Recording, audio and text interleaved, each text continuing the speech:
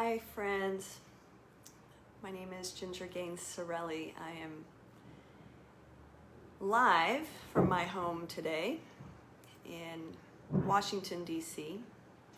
I did not do a push. Foundry didn't push out our normal reminders about Wednesday noon ponderings in the Purple Parlor today.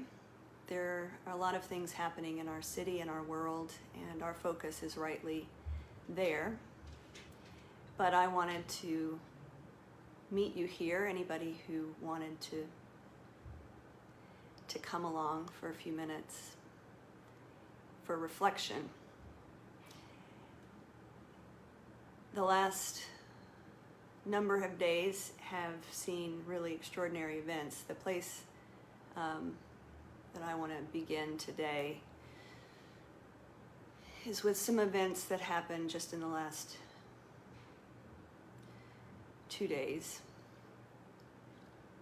And I'm going to spend most of my time today much less unscripted than normal, because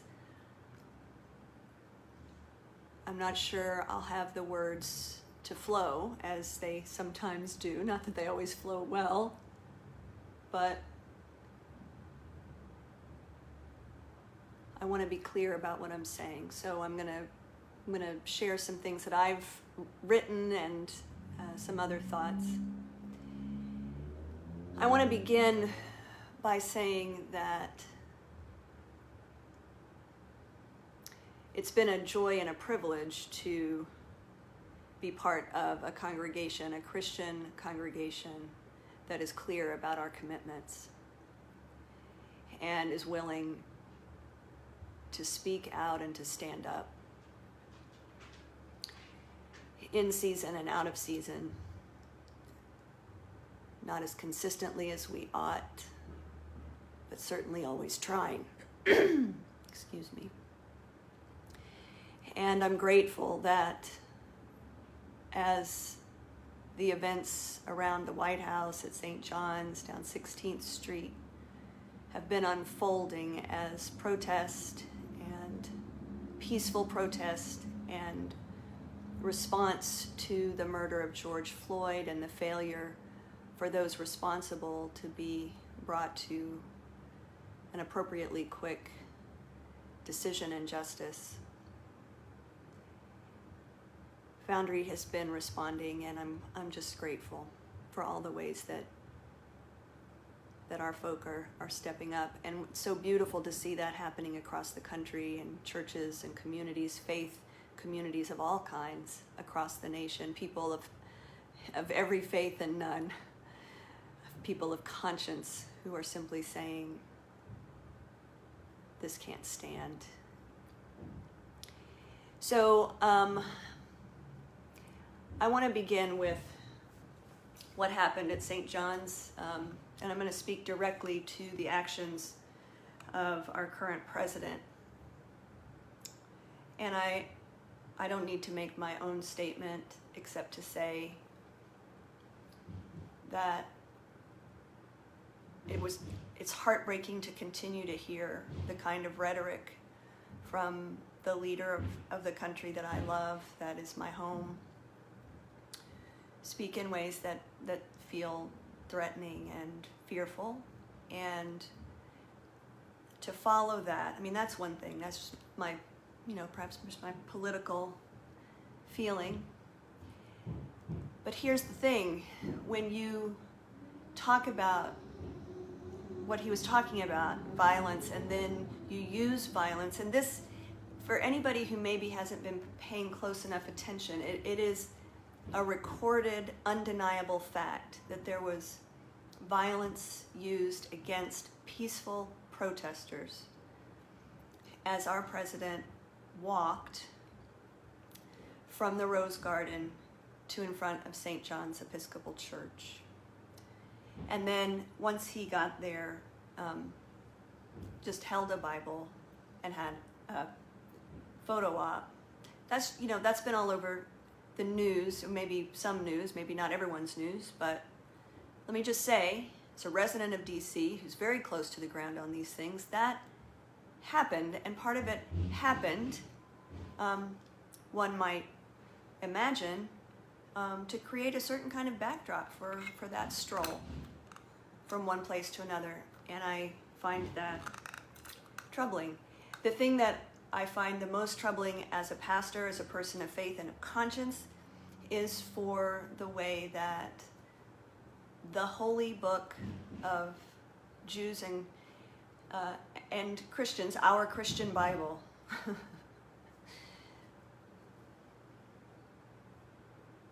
was used as religious legitimation of what's happening, and the fact that the leader of this nation is not acknowledging in any substantive way the deep pain and the need for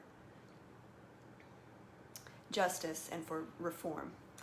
I said I wasn't going to just talk. I want to share with you some of the things that Bishop Mary Ann Buddy shared, some of her words. She's the Episcopal Bishop of the Washington Diocese, and she said, "We are followers of Jesus. In no way do we support the president's incendiary response to a wounded, grieving nation. We stand with those seeking justice for the death of George Floyd through the sacred act of peaceful protest. The peaceful protesters are not violent thugs," which is one of the things that got said about the gathering. Bishop Buddy goes on to say, "The Bible teaches us to love God and neighbor, that all are beloved children of God, that we are to do justice and love kindness. The president used our sacred text as a symbol of division. The president did not come to pray. He did not lament the death of George Floyd or acknowledge the collective agony of people of color in our nation. He did not attempt to heal or bring calm to our troubled land.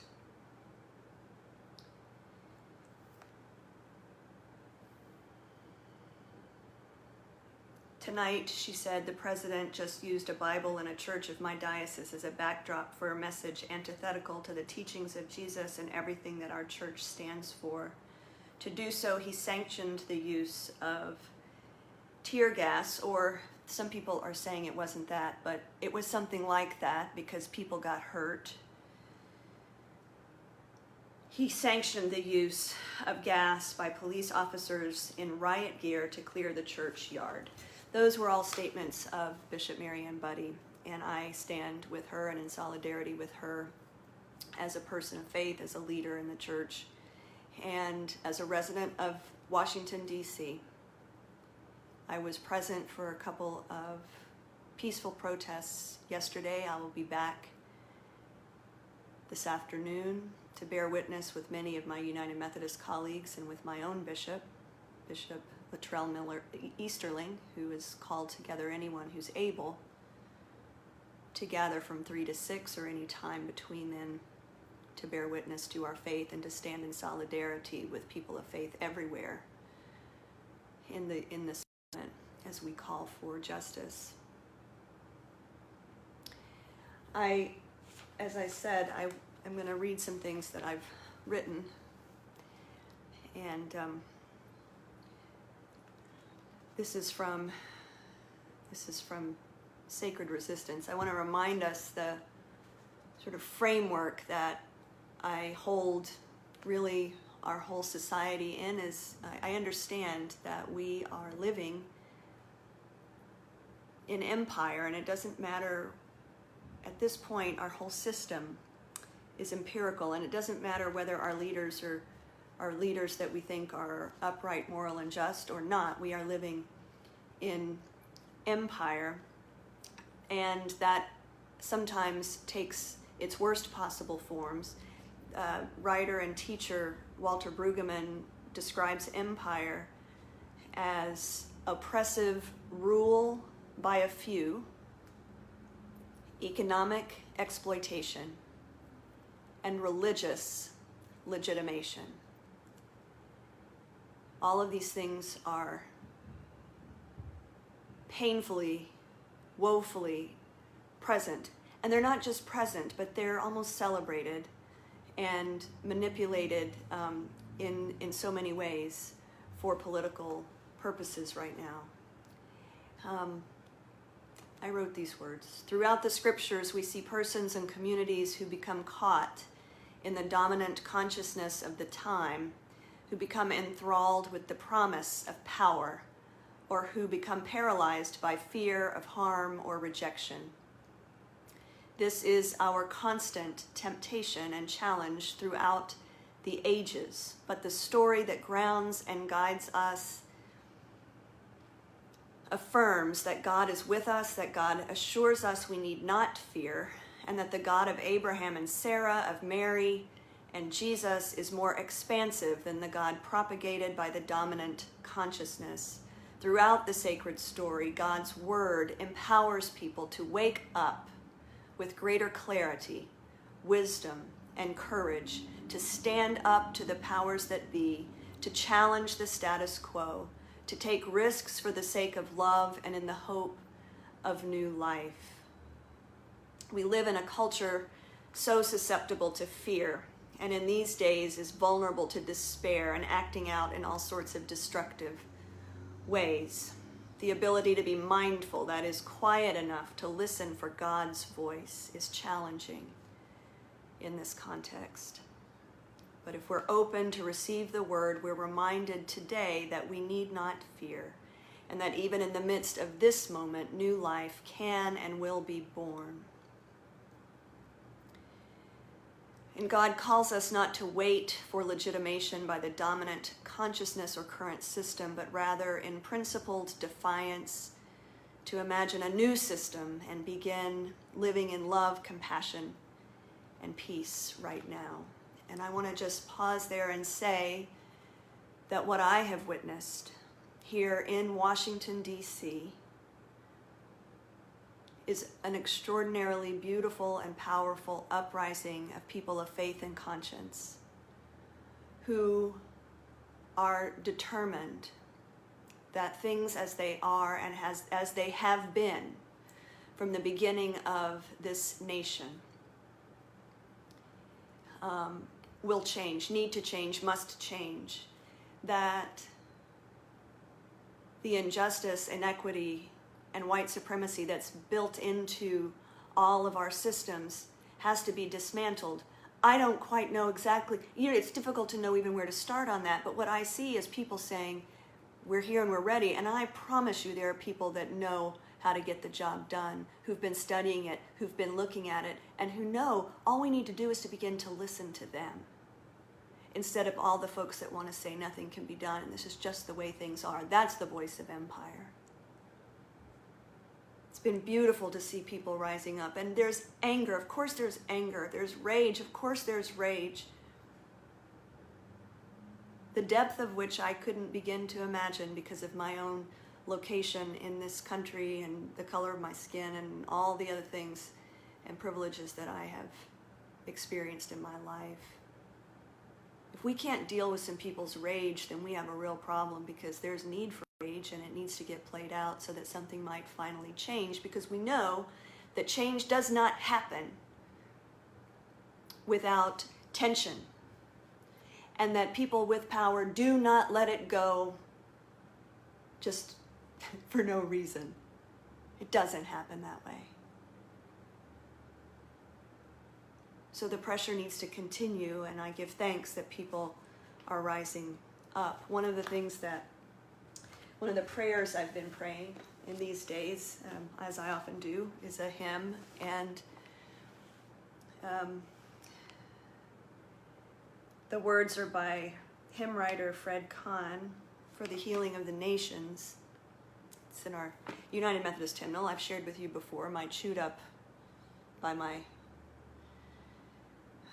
bunny rabbit once upon a time ate part of my hymnal. But it still holds the power of all of our singing. And this hymn and prayer: for the healing of the nations, Lord, we pray with one accord, for a just and equal sharing of the things that earth affords. To a life of love in action, help us rise and pledge our word. Lead us forward into freedom, from despair your world release, that redeemed from war and hatred, all may come and go in peace. Show us how through care and goodness, fear will die and hope increase. All that kills abundant living, from it, let it from the earth be banned. Pride of status, race, or schooling, dogmas that obscure your plan. In our common quest for justice, may we hallow life's brief span. The final stanza.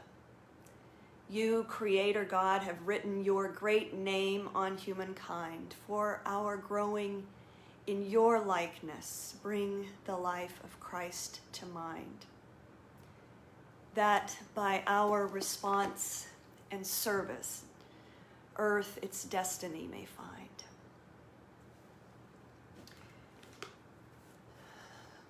These words are a powerful prayer.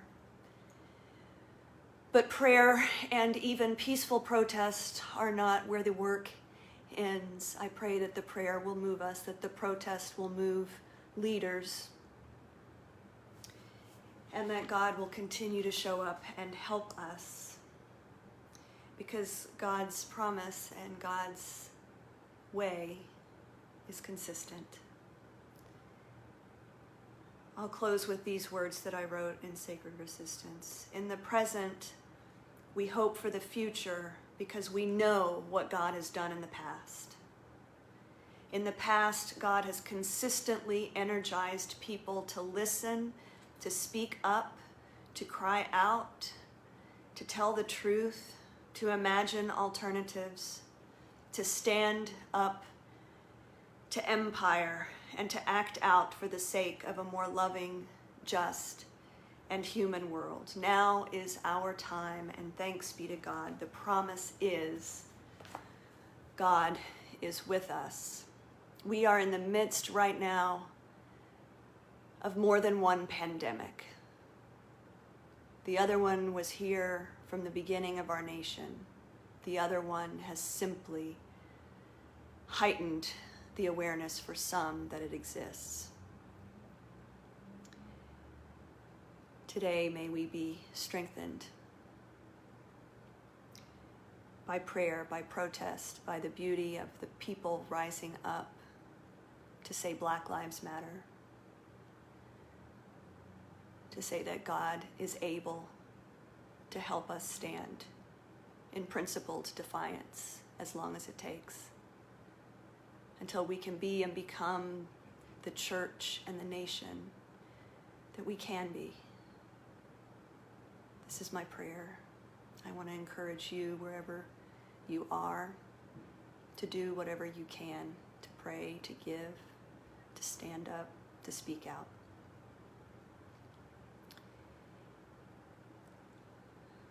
For everyone caught in this complicated time,